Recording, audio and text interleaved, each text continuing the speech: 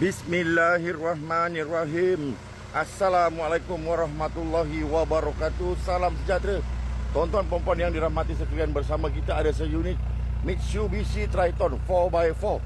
Tahun diperbuat 2008, automatic ya. Condition sangat cantik.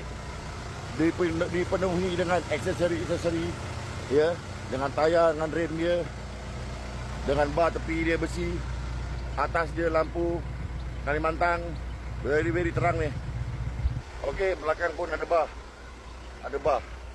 Paket belakang cun dia, tak ada koyak-koyak, semua cun. Belakang pun ada bar. Bawah pun tengok, ada lagi aksesori dia. Tayar bunga tebal, sporing cantik. Ash semua kau masuk yang terbaik. Bawah lagi depan ni. Tengok sendiri lah. Boleh datang view dulu. Condition padu, tinggal pakai saja. Ya, kereta tak pernah masuk kebun. Kereta main dekat kawasan kampung saja. Tak ada bawa barang-barang kontraktor ke apa, tak ada. Ini kereta running, tak ada jalan off-road. Kita tengok bahagian engineer. Ini bahagian chassis bumbung dia tu, bonet. Semua keadaan ori lagi. Kapek-kapek pun original lagi. Okey, chassis semua original, tak pernah spray lagi. Tak pernah berlaku accident. Engine smooth je. No complaint, no issue.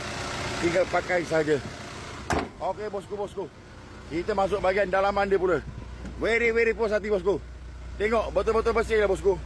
Tahun 2008, kereta 4x4 automatic. Tak pernah bawa pergi berlumpur lah bosku. Comel-comel lagi. Bersih lagi. Gebu-gebu lagi bosku. Ya, ada Android Play lagi. Aircon very sejuk. Very powerful.